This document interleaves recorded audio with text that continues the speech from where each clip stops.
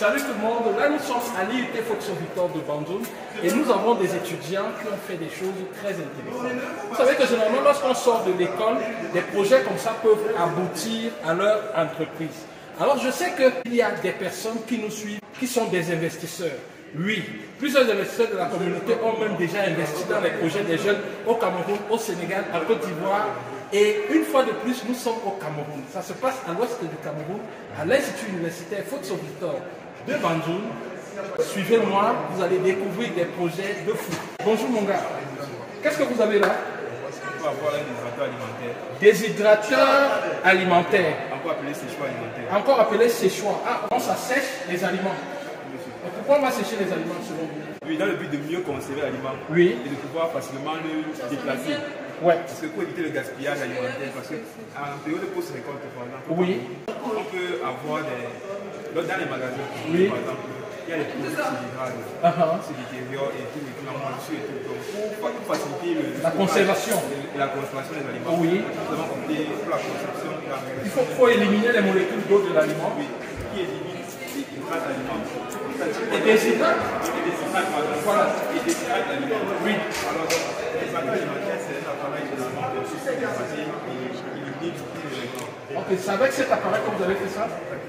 Ça c'est quoi? C'est des tomates séchées. C'est quoi? Gingembre, c'est ce qu'on appelle le ginger. Ah bon? Vous séchez également le ginger? Waouh!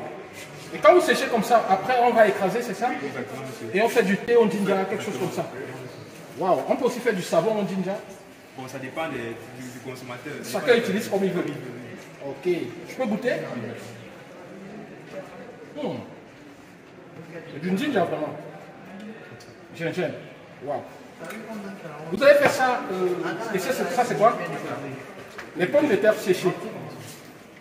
Vous avez préparé avant de sécher? Non. Simplement. Et là c'est le plantain séché. Ça craque? C'est sûr. Waouh, ça craque les gars. Et waouh, ça c'est vraiment intéressant. Attends. On en parlait nous de l'appareil. C'est quoi ça? Vous avez beaucoup dépensé pour faire ça? La somme qu'il fallait dépenser. Et quelle est la température à l'intérieur lorsque ça fonctionne? Entre 24 et 25 degrés. Quand la machine n'est pas alimentée, quand les essences ne sont pas alimentées, les essences chauffantes, c'est un peu comme c'est eux qui produisent la chaleur. Dans la scène. Bon, maintenant, prenons l'exemple de la tomate. La tomate, par exemple, se sèche à quelle température? La tomate, comme la tomate, c'est quand même sur ce régulateur, on a prévu un qui permet de regarder la plage de température. Donc, fluide, entre 52 et 63 degrés. Donc la tomate, je peux sécher à 55 degrés. Bon, voilà. Et si vous séchez à 55 degrés, est-ce que vous avez fait des tests? Il faut que ça reste dans le four pendant combien de temps? Comme la tomate, on a séché environ 2 heures. Actuellement, si ce n'est pas du développement du mais pour que ça sèche correctement, il faut combien de temps? 3 heures, 4 heures? Non, 3 heures c'est trop rapide. L'élément doit sécher lentement pour conserver cet aliment. Il faut donc que la tomate sèche pendant combien de temps? Découpée comme ça? Environ 18 heures de temps. 18 heures de temps. De façon lente. Ok. Est-ce que vous avez fait un calcul par rapport à l'énergie que ça consomme, le courant? Vous avez sorti ça, le calcul économique et tout? Et c'est rentable? C'est assez rentable. Comme ceci. C'est vraiment rentable? Comme ceci, c'est un coup petit. On a voulu mettre en application les systèmes utilisant en place. Oui. Mais de façon, si on veut commercialiser ce produit, oui. Le produit sera moins cher sur le plan de la fabrication. D'accord.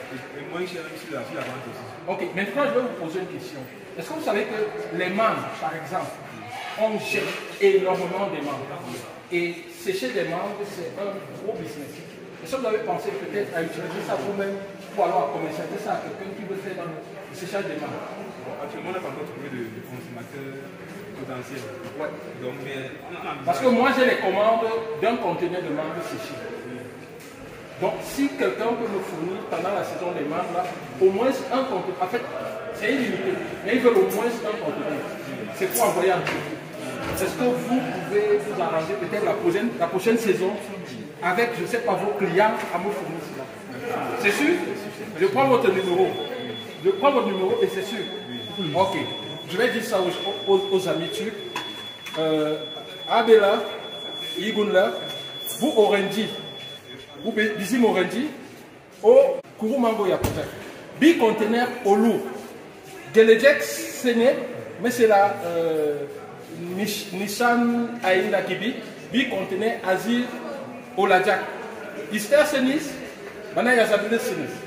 Ok? Ok, je leur ai dit que en avril, tu nous promets un conteneur de mangue. Donc ceux qui sont prêts, en avril ou plus tard, donc ceux qui sont prêts peuvent déjà me contacter et passer leur commande. Ok? Donc là, on peut même demander un peu d'argent à l'avance pour que tu puisses produire. Ok, c'est comme ça que ça se passe. Donc voilà, merci. Vous vous appelez comment? Vous êtes pas présenté? Moi, c'est Landry Christian Muller. Vous faites quelle filière? Génie électrique. Génie électrique. Ça, c'est vraiment du génie électrique. Et car s'il y a des gens qui pensent qu'ils peuvent accompagner ces étudiants, n'est-ce pas? On met son numéro en bas, vous le contactez directement, vous voyez comment vous pouvez l'accompagner pour qu'il développe ça. Je vous assure, les tomates, les mangues, les oranges, ça se gâte énormément en Afrique. Et c'est une grosse opportunité, c'est ses choix, n'est-ce pas?